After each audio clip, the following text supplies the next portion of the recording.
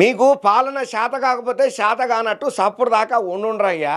ఏవో ఆ నోటీసులు ఈ నోటీసులు అని ఏవో రాంగ్ ఎలిగేషన్స్ పెట్టుకుంటా గుడ్డ కలిసి ముఖం మీద వేసే పని చేస్తే ఊకునేది లేదు. అయినా మేము చట్టానికి కట్టుబడి ఉన్నాం, చట్టాన్ని గౌరవిస్తాం. చట్టం చెప్పిన పని ఎట్లుంటే అట్లా మేము ఎదుర్కొంటాం. అన్ని నిందలను కూడా మేము రిటర్న్గా కొడతాం. కానీ మీరు చేస్తున్న తప్పు, కమిషన్ల కాశపడి మీరు చేస్తున్న దందా ఏదైతే ఉన్నదో తెలంగాణ పబ్లిక్ చూస్తున్నారు. మీ గుట్టు రట్టయ్యే రోజులు కూడా దగ్గరనే ఉన్నాయని చెప్పి రేవంత్ రెడ్డి సార్ సర్కార్ పైన కేటీఆర్ సార్ ఈ తీరుగా మస్తు గరమైండు.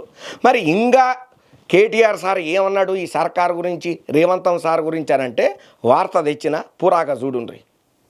తెలంగాణలో రాజకీయం రసవత్తరంగా మారుతున్నది. ఎంతో ఆసక్తికరంగా ఇంట్రెస్టింగ్గా తెలంగాణ రాజకీయాలు నడుస్తున్నాయ్యా. రీసెంట్గా కాళేశ్వరం కమిషన్ మాజీ సీఎం కేసీఆర్తో పాటుగా ఈటల రాజేందర్ సార్కు, హరీష్ రావు సార్కు కూడా నోటీసులు జారీ చేసిన ముచ్చట మనందరికీ ఇరికైనదే. ఇక కమిషన్ కాల పరిమితిని పొడిగించుకుంటా నిర్ణయం తీసుకున్న వెంటనే ఈ నోటీసులు జారీ అయినాయి. ఇక ఈ వ్యవహారం మీద పార్టీ ముఖ్య నేతలతోని కీలక మంత్రాంగమే నిర్వహణ చేస్తున్నాడు. వ్యూహాలకు రచనలకు పదును పెడుతున్నాడు కేసీఆర్ సార్ అని గుప్పున వినబడుతున్న మాట.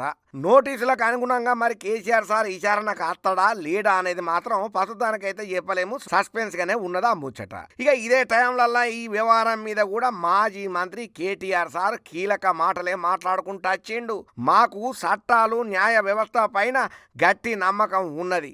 ఎన్ని నోటీసులు ఇచ్చినా, ఎన్ని తాటాకు సప్పుళ్ళు చేసినా మేము భయపడేది లేదు, అదిరేది లేదు, బెదిరేది లేదు. ధైర్యంగా మేము వచ్చినటువంటి ఎలిగేషన్స్ ను ఎదుర్కొంటాం.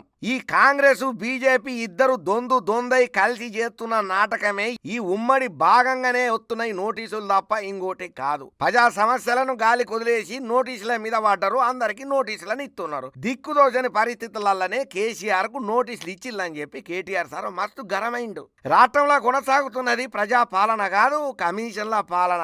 గత 17 నెలల సంది పాలన శాతగాక కాంగ్రెస్ సర్కారు పబ్లిక్ ఫోకస్ ను మల్లన చెయ్యనీకనే గిసొంటి నాటకాలు ఆడుతున్నది. అది అందరికి ఎరుకైతున్నది, మీకు ఎరుకైతే లేదు అని గట్టిగానే గరానికి వచ్చిండు. ఇక కమిషన్లు తప్ప ఈ ప్రభుత్వానికి ఇంకో దారి లేదు, కనబడతలేదు అని జరంత గట్టిగానే విమర్శలు గుప్పించిండు అయ్యా. డైరెక్ట్ గా కాంట్రాక్టర్లు సచివాలయంలో ధర్నా చేసుడు వాస్తవ పరిస్థితిని స్పష్టం చేస్తున్నది. కాంగ్రెస్ ఎమ్మెల్యేలు మంత్రులే కమిషన్లు లేనిదే పనులు అయితలేవని స్వయంగా వాళ్ళ నాయకులే చెప్తున్నారు కదా. ఎస్ఎల్బిసి టన్నెల్ కూలి 8 మంది ప్రాణాలు కోల్పోతే అక్కడ సహాయక చర్యలు చేపట్టలేదని, కమిషన్ల ఆరాటంతో మృతదేహాలను వెలికి తీయనీకే సైతం సాహసం చేయలేకపోయినరని చెప్పి గట్టిగానే మాట్లాడుకుంటూ వచ్చిండు. అయితే అక్కడ ఏం జరుగుతున్నదో చెప్పలేని పరిస్థితుల్లో ఉన్నారని చెప్పి మస్తు ఫైర్ అయ్యిండు. నల్గొండ సుంకిశాల ప్రాజెక్టు కూలింది. ఇప్పటికీ ప్రభుత్వం స్పందన లేదు. ప్రజా సమస్యలను గాలి కొదిలేసి కాంగ్రెస్ బీజేపీ కలిసి గిట్ల డ్రామాలు ఆడుతున్నారు. ఈ నాటకాలు బంద్ పెట్టుండ్రి. కాళేశ్వరం ప్రాజెక్టు మీద కుట్రలు చేసుకుంటా రాష్ట్ర అభివృద్ధిని నాశనం చేసుకుంటా బలి తీసుకుంటున్నారు మా తెలంగాణ అనుకుంటా మస్తు గరానికి అచ్చుడే కాదు, ఫైర్ మీద ఫైర్ అయ్యిండు.